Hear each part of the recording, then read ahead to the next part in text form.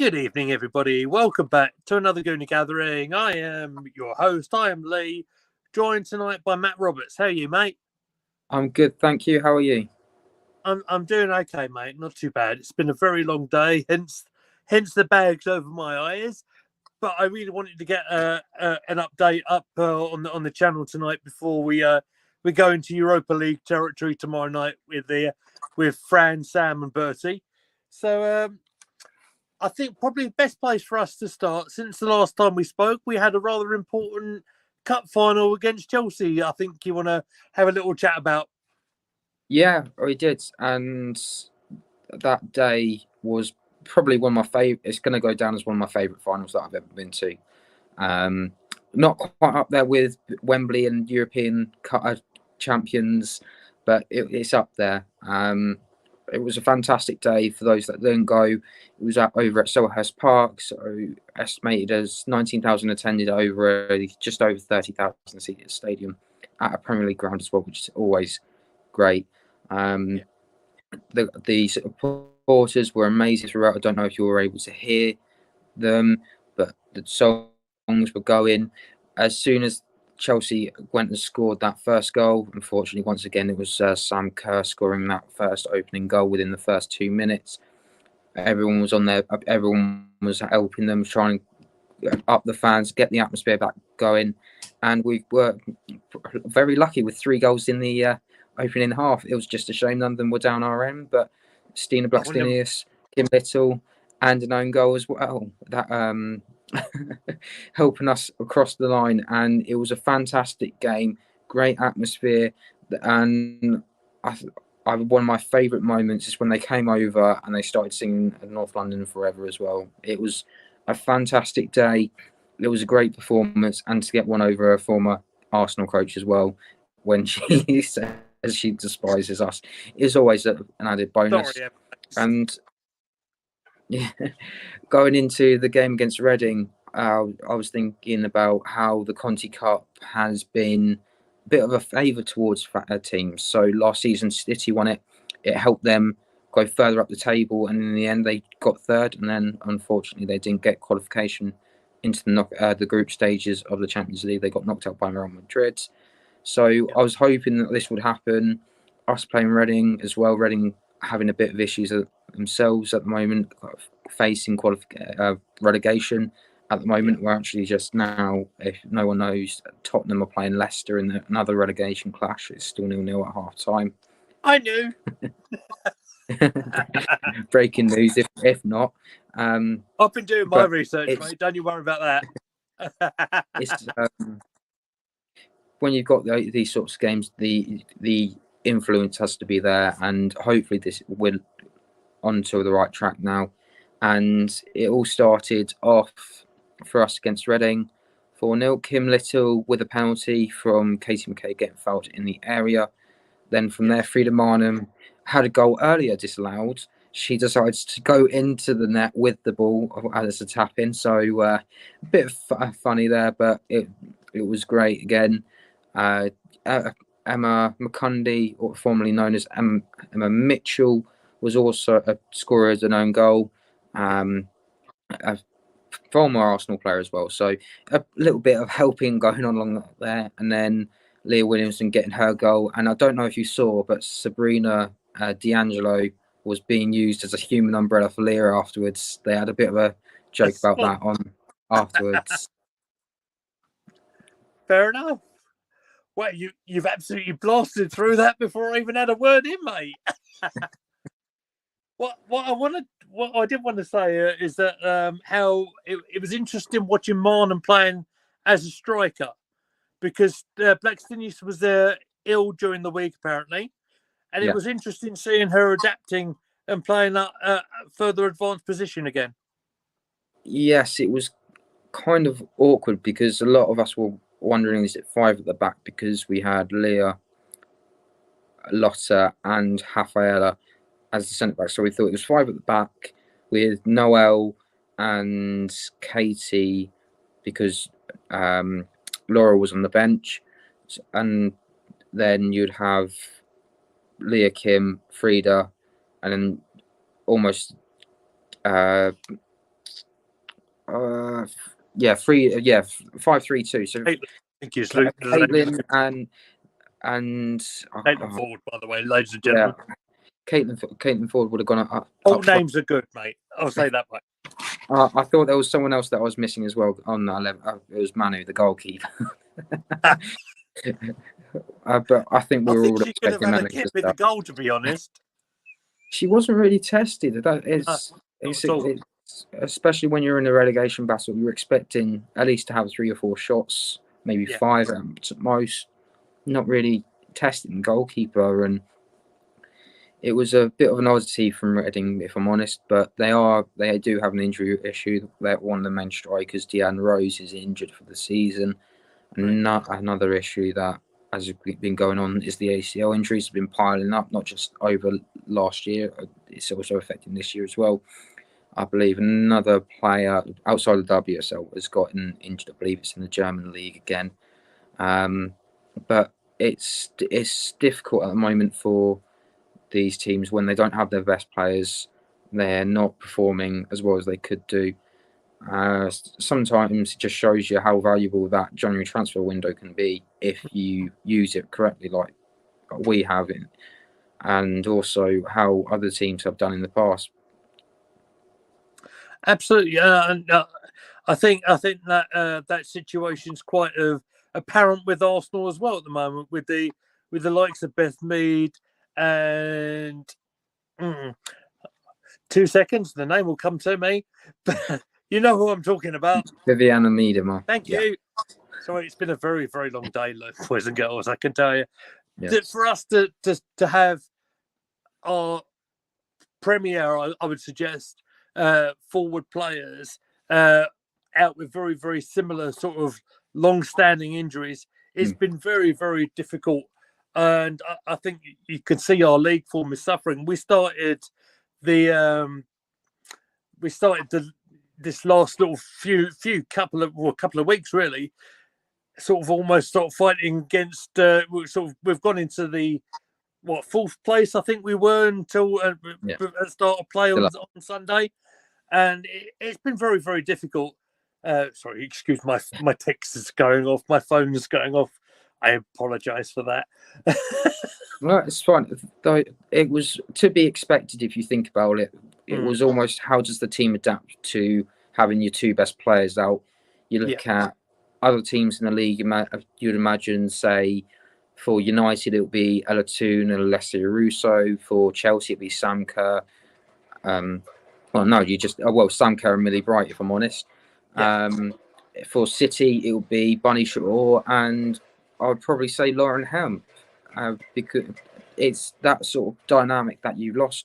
Essentially, you've lost 2 starting 11 players. You've had to build almost within a limited amount of weeks. So I think for us, it was slowly getting there. You can see that from the effect of what happened at City. Excuse me, that's the radiator. No worries, mate. It's okay.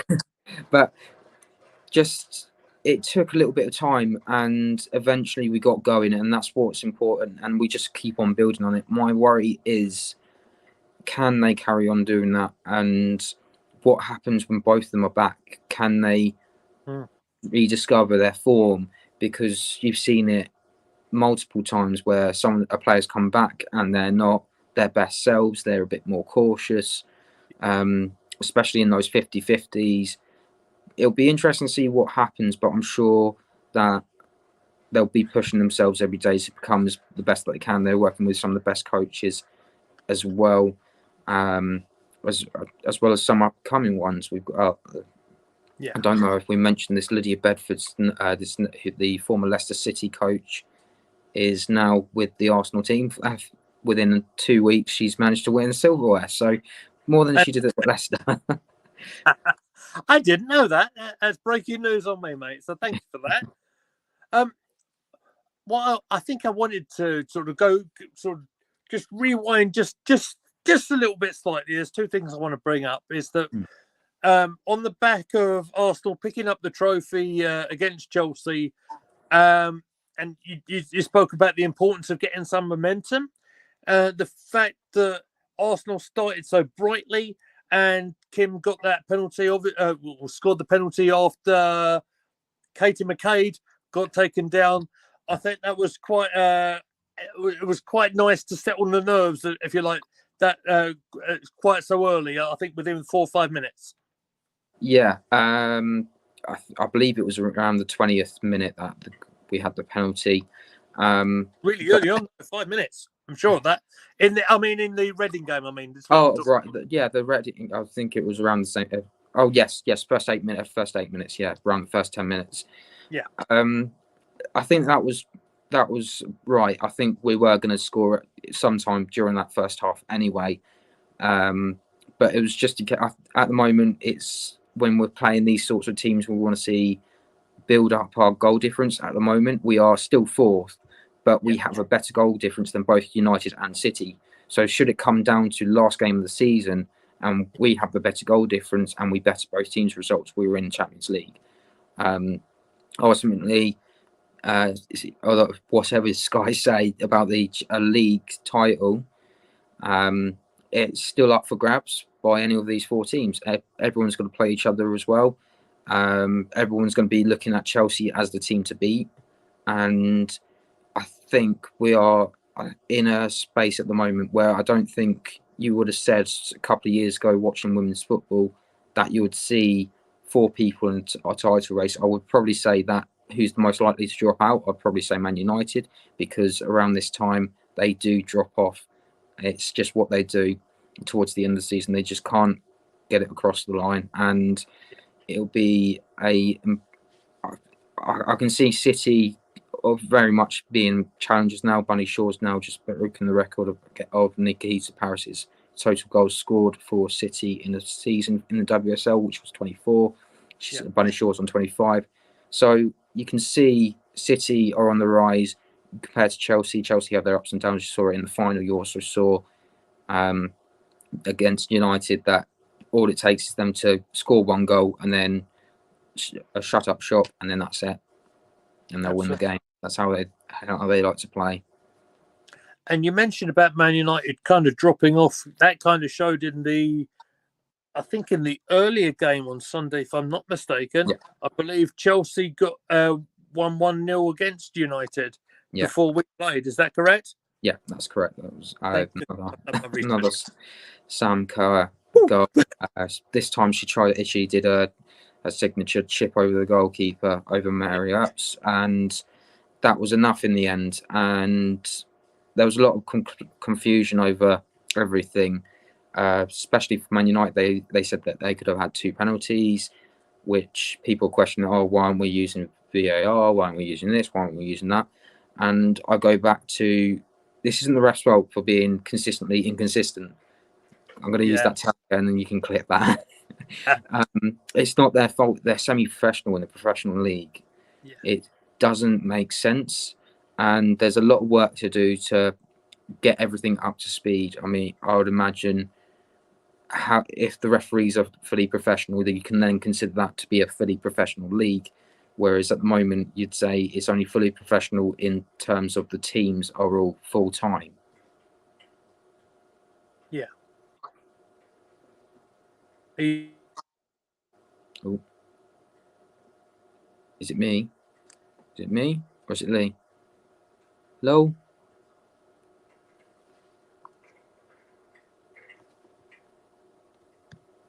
I think we've lost Lee, so I don't know what's happened at the moment, but I'll just carry on. Oh my goodness, there's 3 of us.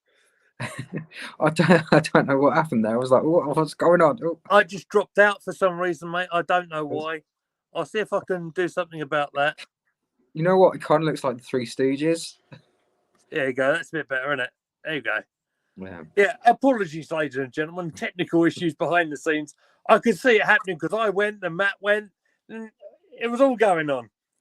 But never mind. We're back with us. It's all good. We're fine. We're professional broadcasters and we won't let anything bother us. It's fine. The other thing I thought I might bring up just for your amusement, because I know you're a big fan, the assist from for Leah Walty for the second goal. The second goal was Frida. Frida scored the second. Leah hasn't scored since the game against Liverpool. Hold on. No. Because Leah hold on. I'm talking Maritz's second goal for Arsenal against Reading. Walty had the assist. Are you sure about that? Absolutely positive. Oh, hello. Creative differences. Because I'm pretty. Cut. I'm pretty sure that it was Frida that scored the second one. Come on. Don't mess up on me now. Oh, this is professional. I'm going to have to run through this through the editor now, aren't I? I hate when this. I hate using this. Maritz put the ball in the net, and like you said she sort of was in the goal after scoring it. Frida Marnham poached a misplaced Reading pass and stormed forward. Through pass found Casey McCabe in the penalty area that was brought down, so that was the penalty. Some fine play soon led to no. Thought soon came close. No. Little nearly got a second.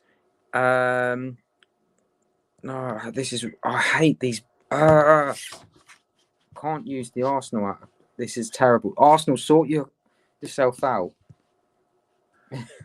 Well, I mean, you could have said was, yeah, you're right, Lee. Leah played that beautiful pass on the right-hand side. Yeah, I've got it down here. It was Frida Marnham. Frida Marnham got the second. It was Marnham. That's where we're mistaken. Yeah, that's what I was saying. It was Frida that got the second. We'll cut about there, and then we'll say. So, what I thought I'd like you to talk about, if I pick up my pen, because this has all turned into a right old mess. I'm going to have to run this through the editor now, Matt. It's a good cross into the box. Let's put it that way. Good ball into the box, and Frida's on there to tap it, and she bundles herself in. It's lovely. It's a nice, lovely photo. If you see it, that Frida is actually stuck in the net with her foot out and she's smiling about it. So it's not always bad that things like that happen, but it was important for her as well. I know I kind of dodged that question a little bit, her playing front forward. It was a bit of an issue for me, if I'm honest, because the way I see her, if she's going to be playing that, or especially in that attacking midfielder role, she can't keep continuously shooting from outside the box when you've got 3 or 4 strikers, defenders in front of you. It doesn't work. A couple of times she could have quite easily laid off a ball to, I believe it was Noel playing on the right hand side that time, or when Victoria Belova was playing, she could have quite easily played it to Victoria. It was just that decision making she needs to get a little bit better of. That will happen with time. And a lot of game matches as well. Remember, she's still under the age of 23 as well, so that's one to consider. But it will be one that I think a goal always helps. I think she's now our top goal scorer this season. Oh, is that right? Oh, wow. I believe it's with 8 at the moment, that she's got. So it's just slowly building up confidence and keeping it going. I think she was more frustrated that she hadn't scored in a while, so that's probably why she kept on shooting. Yeah. Had she got that goal settled down a little bit, say again a few weeks earlier, maybe against West Ham, for example, maybe she wouldn't have been very erratic with her decision making. Maybe she would have had a bit of a calmer head, but that comes with age at the moment and game time. So fingers crossed that this is only just the start and she can carry on playing so magnificently. Okay. The other thing I probably want to bring up is probably a last point really is Leah Williamson. We kind of touched upon her. She wasn't actually playing as a defender. She was more playing as a midfielder, like deep midfielder. But she was sort of almost up and down the field everywhere, to be honest. And that was her first goal in a year. And how well deserved was that? She's been fantastic. And if you go a bit further back, the game against Liverpool, in that midweek fixture where she did score, but it was ruled out for offside, and she did the Tony Adams celebration. If nobody knows, arms outstretched towards the North Bank, and in the goal net.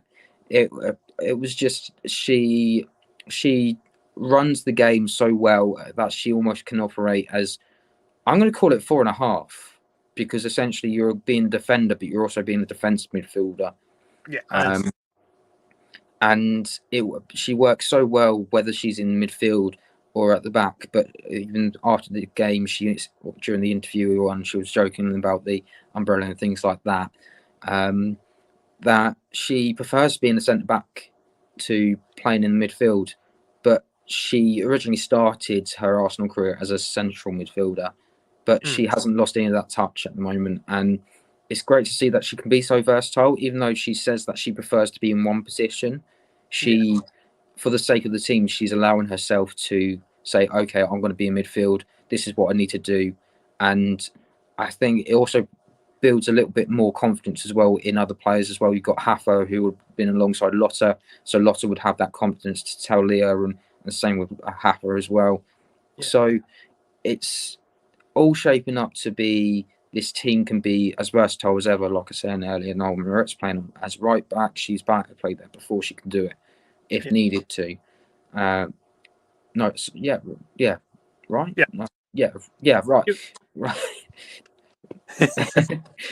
She usually plays. She usually plays on the right. I think she was on the left this time. Who was on the right?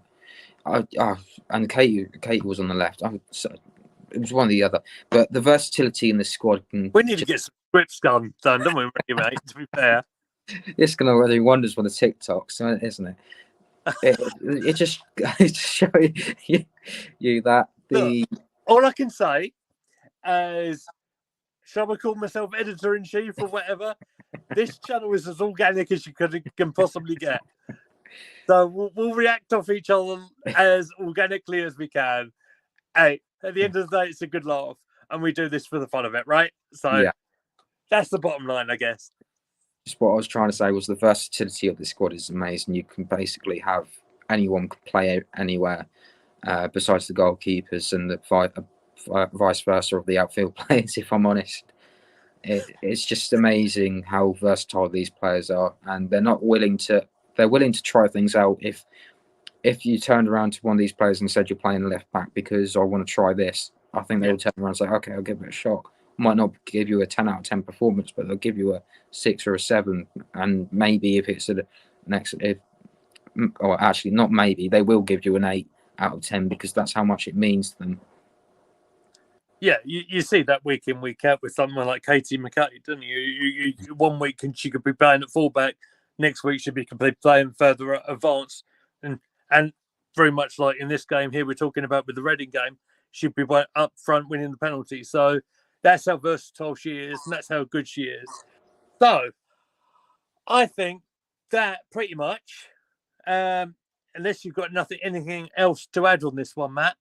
Well, you've got a bit of a break now for this week with the women's. So wishing all the best luck for the men to do at the Emirates. But also next week we have a very important game over in Bayern, our first Champions League game, which will be very interesting to go. I'm actually going to be over there, so it'll be very, very interesting to go to my very first away Champions League game. There's lots of us going. I believe it's going to be over 150 people that are going to be there in Arsenal colours, and that includes the German supporters who will be supporting Arsenal in a 10,000 in the Allianz, which is a huge amount, and you wouldn't expect anything like that. But from a Champions League point of view, it's just going from strength to strength, and long may it continue. Hopefully we might see a few more thousand later on in these tournament, and hopefully we can push up to the 15 and 20,000 capacity soon. Absolutely, mate. So with all that being said and all that, that was a bit chaotic, wasn't it? But that was fun anyway. I hope you all enjoyed the stream tonight. Matt, I'm going to put your banner up, so we've got your socials all written down there. There you go, sir. Where can they find you? So my Twitter is @MattAlar28. Fantastic. And you can find me at Goonerly Meads. We are at Gooner Gathering tomorrow. The channel controls go over to Bertie, and it will be joined by Fran and Sam. They're going to do the watch along for the Europa League. So I'll leave them guys to deal with the Europa League side of things. So until you tune into them, I think they're going to be on about 7:45 tomorrow night. So make sure you tune in to see them. Have a lovely evening, everybody. Take care of yourselves, and we'll see you next time. Take care.